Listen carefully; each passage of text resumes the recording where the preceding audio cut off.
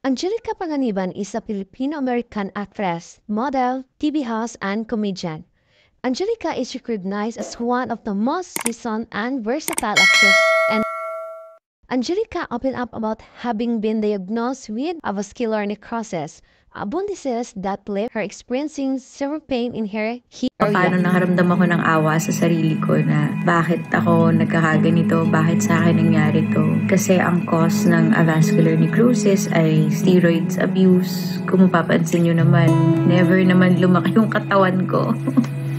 Never nga ako nagka-muscle sa buong katawan ko. So hindi siya part ng lifestyle ko. Hindi naman ako athlete, hindi naman ako bodybuilder. Or hindi siya part talaga ng buhay ko lang. Hindi para mag-take ako ng steroids. So, ano yung cause niya? Wala. Tinatawag na malas lang talaga at nangyari siya sa akin. So, ito ako ngayon. Nagawa na yung procedure kahapon. Nakapagpasok na sila, na-drill na nila yung hole papunta nga dun sa dead bone ko. Nilagyan nila ng plasma nang sa ganun, magkaroon ng regrowth, mabuhay siya ulit, magkaroon ng blood flow. Ayon sa Mayo Clinic, ang kondisyong ito ay nangyayari kapag ang tissue ng buto ay namatay dahil sa kakulangan ng supply ng dugo. Idinagdag ng Mayo Clinic na ang kondisyong ito ay tinatawag ding osteonecrosis. Ito ay maaaring humantong sa maliliit na pagkasira sa buto at magiging ng pabagsak ng ito. Naaalala ni Angge na una siya nakaramdam ng pananakit sa kanyang balakang noong siya ay nasa 6 na buwang buntis sa kanyang anak na si Amela Sabin. Noong panahon iyon, iniugnay niya ito sa karaniwang sintomas para sa mga buntis na mga kababaihan. Ngunit, nang siya ay nanganak at nagsimulang magsagawa ng mga pisikal na ehersisyo at pananakit sa kanyang balakang ay nagpatuloy.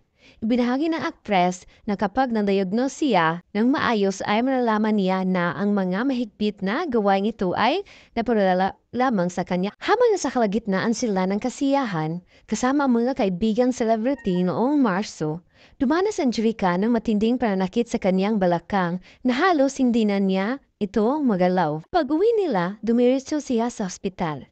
Pagkatapos ay pinayuhan siya ng mga medikal na profesional na sumailalim sa therapy dahil hindi siya maaaring uminom ng anumang gamot dahil siya ay nagpapat. Noong una sinabi ni Angge na siya ay tumugon ng maayos sa mga therapy sa loob ng halos 2 buwan. Ngunit pagkatapos ay mas paulit-ulit na masakit na mga spell na madalas na umuo. Dinala siya ng kanyang kasintahang si Greg Luguman sa isang bone specialist na nag-recommend sa actress na gumagawa ng platelet-rich plasma injection. Ang prosesong ito ay linangin ang plasma mula sa sariling dugo ni Angelica upang ma-inject ito sa apektadong buto bilang kanyang paggagamot. Sa kabila ng lahat, binahagi ng aktres na pipiliin niya maging positibo ngayong tukoy na nila ang kanyang kalagayan at nakapagsisimula ng paggamot para dito. Inaasahan din ng aktres ang ligtas at mabilis na pagaling dahil plano niya bumalik sa trabaho sa 2024.